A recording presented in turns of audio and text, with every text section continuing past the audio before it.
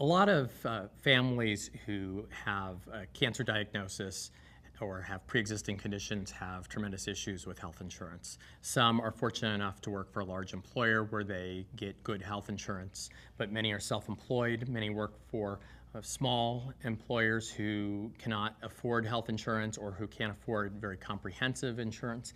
And it's also the case for a lot of small employers. If you insure 5 or 6 people that work for you and one of them gets something serious like a cancer diagnosis, that you can then end up being unable to afford health insurance for any of your employees. So what happens to one person really does create a ripple effect and affect all of us. The good news is there are some resources out there now with health reform and going forward.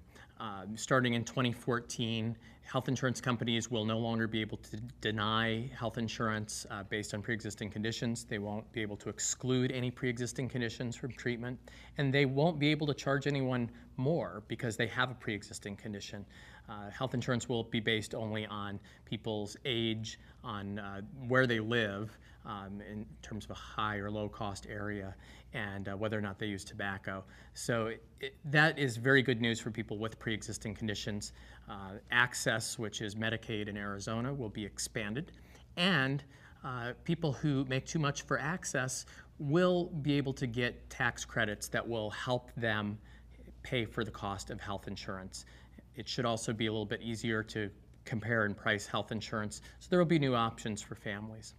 In the meantime, there are some things that exist, namely the Pre-Existing Condition Insurance Plan, or PSIP, was created out of health reform to help people until 2014 when most of the major reforms kick in.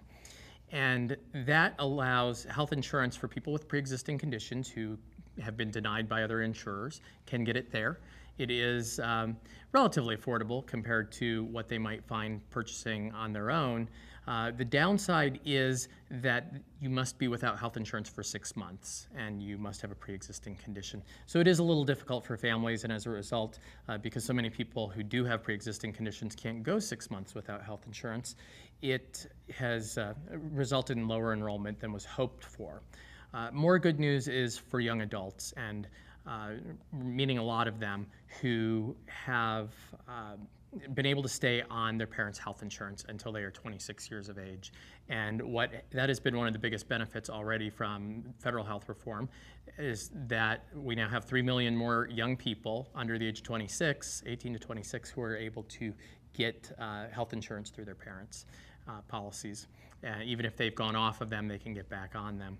And in Arizona, we are also fighting for kids care, which is health insurance for families who make a little too much for access, but who can't quite afford it on their own. And so we're talking about, for a family of 4, those making between about $22,000 and $44,000 a year.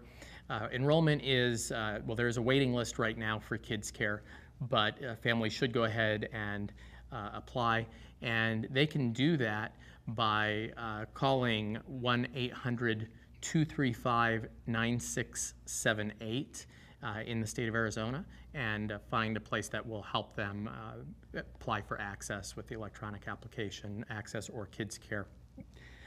There are other resources. My organization, Children's Action Alliance, has a healthcare resource manual with 160 pages of healthcare resources for low-income and uninsured Arizonans, and that can be found on our website at azchildren.org by clicking on Issues and then Health.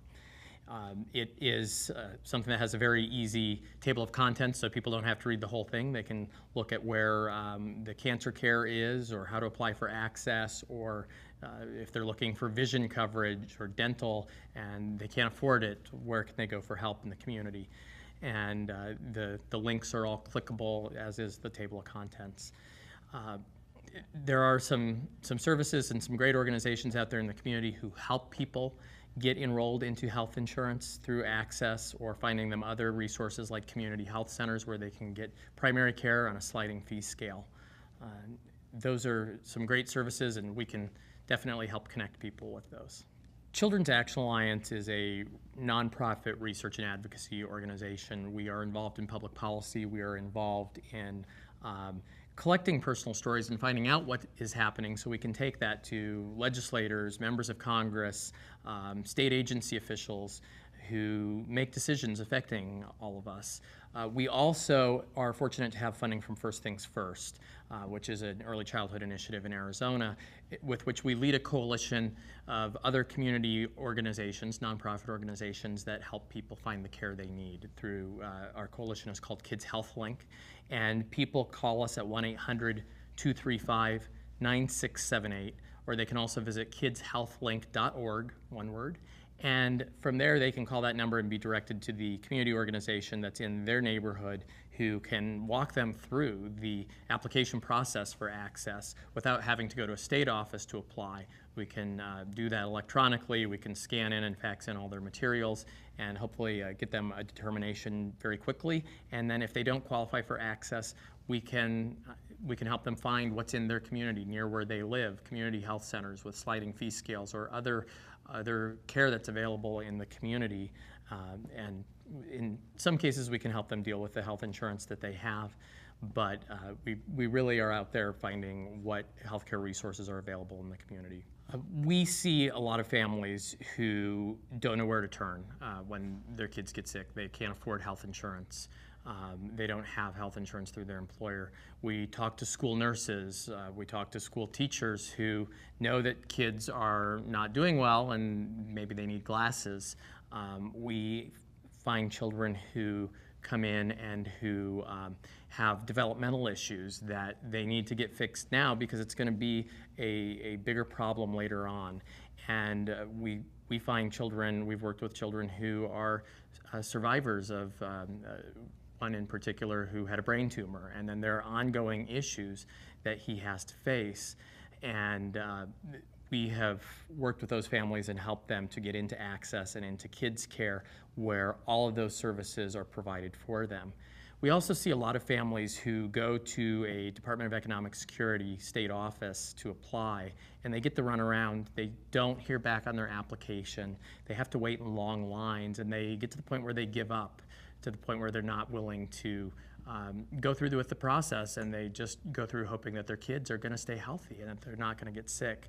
And then when they find out about us, we are able to call because we have a direct line to the Department of Economic Security that determines whether people are eligible and processes those applications for access and kids care.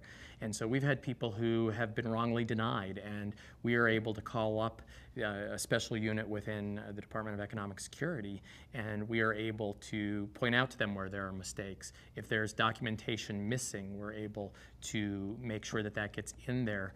And sometimes when state agencies communicate with people, it's not always very clear what they're asking.